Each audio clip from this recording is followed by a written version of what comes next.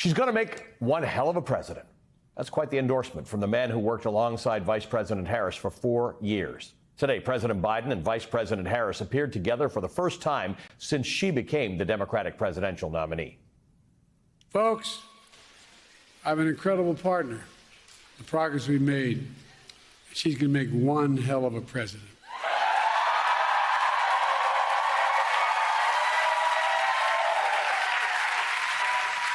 Vice President Harris and President Biden reunited to celebrate the progress that their administration has made, including the billions of dollars Americans are now expected to save on prescription drugs, thanks to the provisions in the Inflation Reduction Act.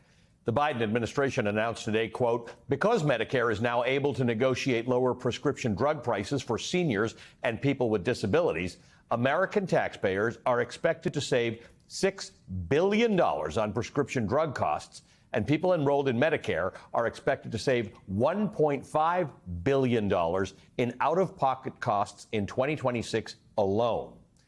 Thousands of supporters stood in long lines hoping to make their way into the venue to see President Biden and Vice President Harris at Prince George's County Community College in Maryland. Hundreds of people had to be turned away because the facility was filled to capacity. The crowd inside broke out into chants of, "Thank you, Joe," after the vice president took time to praise President Biden. I could speak all afternoon about the person that I am standing on this stage with.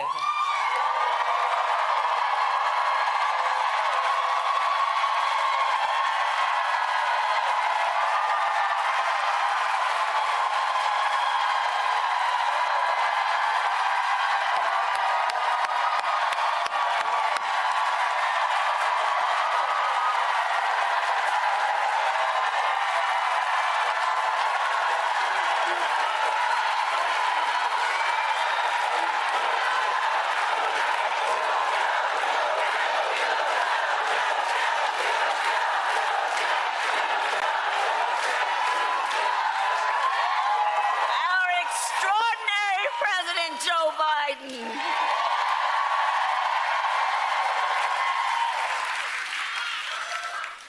And he's going to speak in a minute, but there's a lot of love in this room for our president.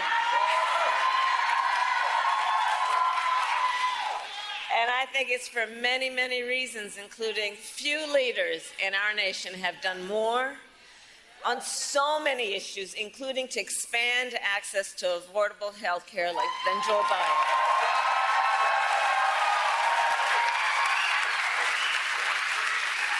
And today we take the next step, thank you, Joe, forward in our fight. Now, for his part, he may be out of the running, but President Biden used the opportunity to take some swipes at his one-time opponent. We finally beat Big Pharma.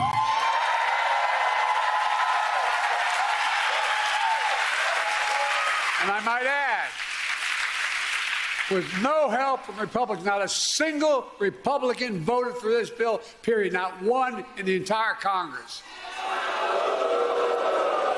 The guy we're running against, what's his name?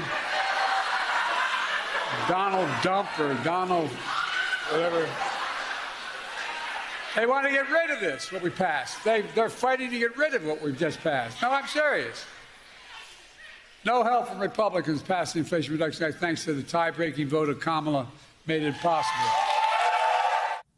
In a video released by the Harris campaign, Vice President Harris and her running mate, Governor Tim Walz of Minnesota, discuss why programs that Republicans want to cut, like Social Security, are so important. After he died, my mom was a stay-at-home mom. She became our rock, and now she had to go out and get work because the medical bills broke her. And Social Security and Social Security survivor benefits. We're fine pulling ourselves up by our bootstraps. We had no boots. That's the boots. So programs that are just fundamental to keeping people from dropping into poverty, but to live with dignity. You keep talking about that. We can't have a country and policies that let people fall through the cracks. Yeah. Vice President Harris will release her own economic policy agenda tomorrow in North Carolina. Elsewhere today, J.D. Vance agreed to debate Tim Walz on October 1st.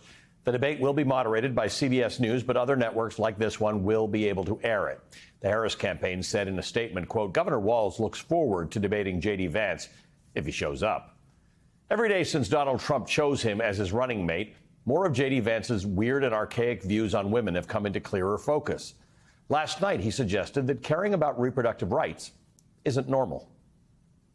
All these suburban women, all they care about is abortion, and they don't understand that decision is with the states now. It's not banned nationally, even if some people want it to be banned nationally. It's with the states. What do you say to suburban women out there who are marinating in this propaganda? Well, first of all, I don't buy that, Laura. I think most suburban women care about the normal things that most Americans care about, right? The normal things. Today, Donald Trump held, can't really call it a press conference.